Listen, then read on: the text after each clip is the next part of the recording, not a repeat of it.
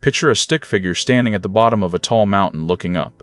It wants to climb. It has wanted to for a long time. But it doesn't move. Because in its mind, it can already see itself slipping, falling, failing, and being laughed at. So it stays at the bottom, safe and still. And the dream stays a dream. This is what fear of failure does. It doesn't just make failing painful.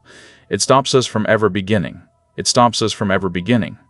Almost all of us carry this fear, quietly shaping the choices we make and the chances we don't take. So today, let's gently take its power away. 7 calm truths about making peace with failure. Here's the strange thing about failure. The actual events are usually survivable. A rejected application, a project that flopped, a mistake in front of others. We get through them. What truly haunts us is the meaning we attach to them. We turn a single failed attempt into a story about who we are. I failed becomes I am a failure. And that story is far heavier and far more damaging than the event itself. These 7 truths are not about never failing. They're about changing your relationship with failure so it stops ruling you from the shadows. First, truth. Failure is an event, not an identity. This is the most important shift of all. When something goes wrong, the mind loves to make a giant leap. From, that didn't work, to, I am someone who doesn't work. From, I failed at this, to, I am a failure. But those are 2 completely different things. Failing at something is an event. It happened, in time, and then it was over. Being a failure is an identity, a permanent label you stamp on your whole self. The first is just life. The second is a story you're choosing to tell. You are not your worst outcome. You are a person who tried something and it didn't work this time. That's all. The event is real. The label is optional. So watch your language, especially the words you use inside your own head. When something goes wrong, notice if you slip into being words. I'm a failure. I'm hopeless. I always mess up. Gently correct them back to event words. Not, I'm a failure, but that attempt didn't work. Not, I'm hopeless, but I haven't figured this out yet. It's a small change in language, but it's the difference between a passing event and a permanent identity. Second truth. Everyone who ever did anything meaningful failed first. We have a habit of seeing only the finished success and never the long trail of failures behind it. We see the author's best-selling book, not the years of rejection letters. We see the athlete on the podium, not the thousands of times they fell. We see the thriving business, not the earlier ones that quietly collapsed. Failure is not the opposite of success. It's the path to it. It's the toll you pay on the road to anything worth doing. So when you fail at something, you're not falling behind the people you admire. You're walking the exact same road they walked, the one that always runs through failure first. So the next time you fail and feel alone in it, remind yourself of the hidden trail. Think of someone you admire, in any field, and remember, they failed too, probably more times than you'll ever know. You're not seeing their failures, just as no one is seeing yours. Failing doesn't make you the exception. It makes you a member of the club that includes every single person who ever did anything worthwhile. Third truth. Failure is information, not a verdict. We tend to hear failure as a final judgment, a voice declaring, "You're not good enough," the end. But that's not what failure actually is. Failure is simply feedback. It's information about what didn't work, this time, under these conditions. Nothing more. A scientist whose experiment fails doesn't conclude they're a bad person. They look at the result and think, interesting, so that approach doesn't work. Now I know something I didn't know before. Every failure contains a lesson, if you're willing to look at it calmly instead of flinching away. It's not the universe delivering a verdict on your worth. It's just data, quietly pointing the way toward what to try next. So after a failure, once the sting has faded a little, become a gentle scientist. Ask, what can this teach me? What worked, even partly? What would I do differently next time? Write the answers down if it helps. You're transforming the failure from a wound into a lesson.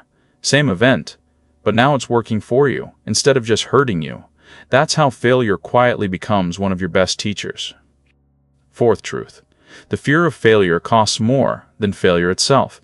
Stop and think about everything the fear of failing has cost you. The conversations you didn't start. The chances you didn't take. the dreams you set down before you even tried. For most of us, the fear of failure has quietly stolen far more from our lives than any actual failure ever did. Real failures are usually brief, and we recover from them. But the fear keeps us small for years, sometimes for a whole lifetime. Here's the freeing truth. If you try and fail, you lose a little time and a little pride, and you gain a lesson. But if you never try, you lose the whole possibility, the thing that never even got a chance. So when fear of failing holds you back from something, ask yourself one honest question. What is it actually costing me to not even try? Picture yourself a year from now, having never attempted it. Often, the quiet ache of never trying is far worse than the brief sting of failing. Let that realization gently push you forward, past the fear, into the attempt. The attempt itself is already a kind of victory. Fifth truth. You will forget most of your failures, and so will everyone else. In the moment, a failure can feel enormous, like everyone saw it and no one will ever forget. But here's a quiet comfort. Think back. Can you even remember most of the times you failed last year? Probably not. They felt huge then, and now they've faded into nothing. And here's the kinder truth still. Other people are far too busy worrying about their own lives to remember your stumbles. We each stand at the center of our own world, certain that everyone is watching us, when really, everyone is just as focused on themselves. That failure you're so afraid of? In a month, almost no one will be thinking about it, including, eventually, you. So when a failure feels unbearably public and permanent, gently zoom out in time. Ask, will this matter in a year? In 5 years? Will anyone even remember? Almost always, the honest answer is no. This doesn't erase the feeling, but it shrinks it back to its true size, small, passing, and far less visible to others than it feels from the inside. Sixth truth. Failing at something doesn't mean you wasted the time. When an effort doesn't work out, we're tempted to call the whole thing a waste. All those months for nothing. But that's rarely true. Even when you don't reach the goal, you don't walk away empty-handed. You learned things. You grew stronger.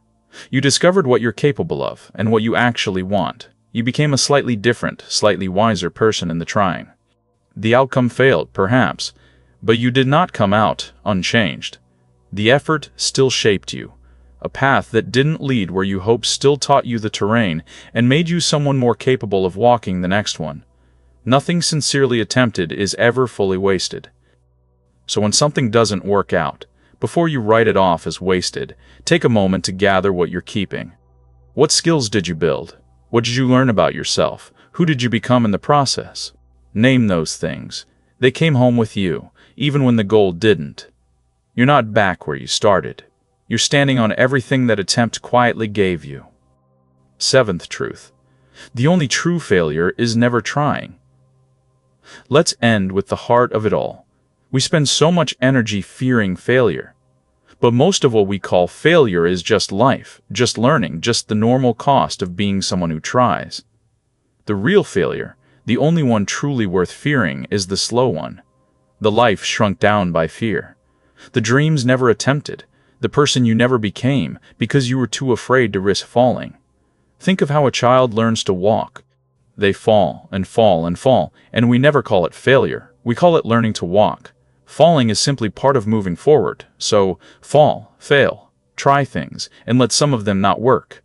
Because a life with failures in it is a life that was actually lived, and that is the opposite of failure. So this week, do one small thing you've been avoiding out of fear of failing. Send the message. Start the project. Raise your hand. Let it be imperfect. Let it maybe not work. You're practicing the most freeing skill there is, the willingness to try, and to be okay whether you succeed or fall. Each time you do, the fear gets a little quieter, and your life gets a little quieter, and your life gets a little bigger. So let's gather these 7 truths. Failure is an event, not an identity. Everyone who ever did anything meaningful failed first. Failure is information, not a verdict. The fear of failure costs more than failure itself. You'll forget most of your failures, and so will everyone else. Failing doesn't mean you wasted the time, and the only true failure is never trying. You don't have to become fearless to make peace with failure. You just have to remember that falling is part of walking, and let yourself begin again. The mountain is still there, and you're allowed to climb it, slipping and all. If this was helpful, take a second to subscribe and leave a like.